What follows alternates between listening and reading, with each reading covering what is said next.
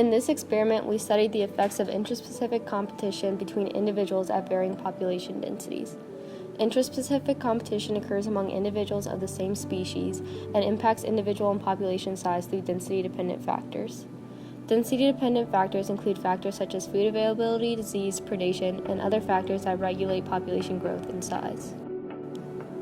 For our experiment, we looked at resource availability as a density-dependent factor of the rye plant. Sachaeal cariel is commonly known as rye and is a grass plant that is mainly used for agricultural purposes, especially as a cover crop to prevent soil erosion, increase water retention, and provide added nutrients to the soil. Rye has a higher tolerance range for temperatures compared to other grain plants and is able to start growing in the fall season and continue growth in the early spring. In addition, it is somewhat tolerant to drought conditions, and germination is more probable in damp soil rather than wet. The purpose of this experiment is to learn more about the significance of intraspecific competition at varying population densities and its effect on the population size and individual growth of rye. Our hypothesis is that intraspecific competition will have a greater effect at higher population densities. Our hypothesis is based upon two studies. The first study looked at European beech trees and the relationship between thinning regimes and growth. Data for this experiment came from 11 plots, 2 of which were controls and the others were thinned at different variations. Individual marked trees were measured for 57 years. The results of this study found that the probability of growing to a relatively larger size was higher at lower densities. The second study looked at the impact of intraspecific competition on survival rates of brown trout.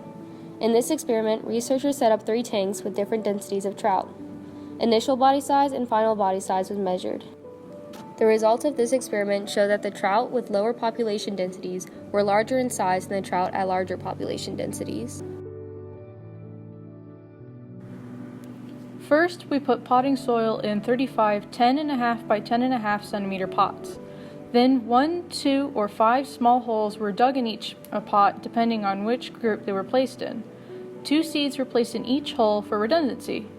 Once they were in place and covered by a layer of dirt, each pot was given 25 milliliters of water, then placed in the greenhouse.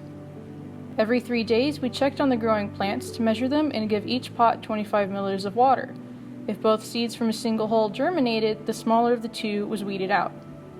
This went on for 30 days, and on the 30th day, the plants were clipped at the base where they grew out of the dirt, then dried out for 24 hours. After that, their dried mass was measured and recorded.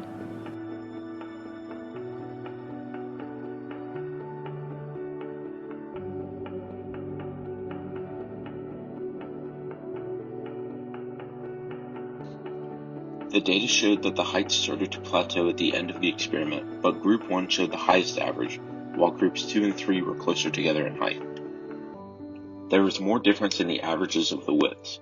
Group 1 had the widest widths, while Groups 2 and 3 showed similar widths. Group 1 had the greatest dry mass, Group 2 had the next greatest, and Group 3 had the lowest dry mass. In addition, 80% of Group 1 germinated, while 45% of Group 2 germinated and 55% of Group 3 germinated. This experiment gives evidence toward density having an impact on growth, which could be taken into account when conservation or restoration projects take place.